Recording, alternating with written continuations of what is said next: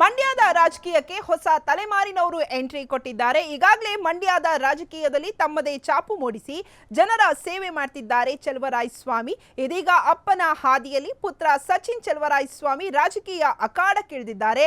ನಾಗಮಂಗಲ ತಾಲೂಕಿನ ಬ್ರಹ್ಮದೇವರಹಳ್ಳಿ ಕೃಷಿ ಪತ್ತಿನ ಸಹಕಾರ ಸಂಘದ ಕಾಂಗ್ರೆಸ್ ಬೆಂಬಲಿತ 12 ನಿರ್ದೇಶಕರಿಂದ ಅಧ್ಯಕ್ಷರಾಗಿ ಅವಿರೋಧ ಆಯ್ಕೆಯಾಗಿದ್ದಾರೆ ಸಚಿನ್ ಚೆಲುವರಾಯಸ್ವಾಮಿ. ಮಂಡ್ಯ ರಾಜಕೀಯ ಇಂಡಿಯಾದಲ್ಲೇ ಸೌಂಡ್ ಮಾಡುತ್ತೆ. ಹೀಗೆ ಮಂಡ್ಯ ಟು ಇಂಡಿಯಾದಲ್ಲಿ ಸೌಂಡ್ ಮಾಡೋಕೆ ಮುಂದಿನ ನಾಗಮಂಗಲ ವಿಧಾನಸಭಾ ಕ್ಷೇತ್ರದಿಂದ ಸಚಿನ್ ಚುನಾವಣೆಗೆ ನಿಲ್ಲೋದು ಫಿಕ್ಸ್. ಈಗಾಗಲೇ ಮಂಡ್ಯದಲ್ಲಿ ಹೊಸ ತಲೆಮಾರಿನ ನಿಖಿಲ್ ಕುಮಾರಸ್ವಾಮಿ ನಿಂತಿದ್ರು. ಇನ್ನು ತಂದೆ ಚೆಲುವರಾಯಸ್ವಾಮಿ ಜೊತೆ ನಾಗಮಂಗಲ ವಿಧಾನಸಭಾ ಕ್ಷೇತ್ರದಾದ್ಯಂತ ಜನರೊಂದಿಗೆ ಸಚಿನ್ ಓಡಾಟವನ್ನ ಮಾಡಿ ಜನರ ಸೇವೆಯಲ್ಲಿ ನಿರತರಾಗಿದ್ದಾರೆ. ಹೀಗಾಗಿ ನಾಗಮಂಗಲ ವಿಧಾನಸಭಾ ಕ್ಷೇತ್ರದಿಂದ ಕಾಂಗ್ರೆಸ್ ಅಭ್ಯರ್ಥಿಯಾಗಿ ಸಚಿನ್ ಸ್ಪರ್ಧಿಸುವ ಮೂಲಕ ತಂದೆ ಚೆಲುವರಾಯಸ್ವಾಮಿ ಸ್ಥಾನ ಸಮರ್ಥವಾಗಿ ತುಂಬಲಿದ್ದಾರೆ.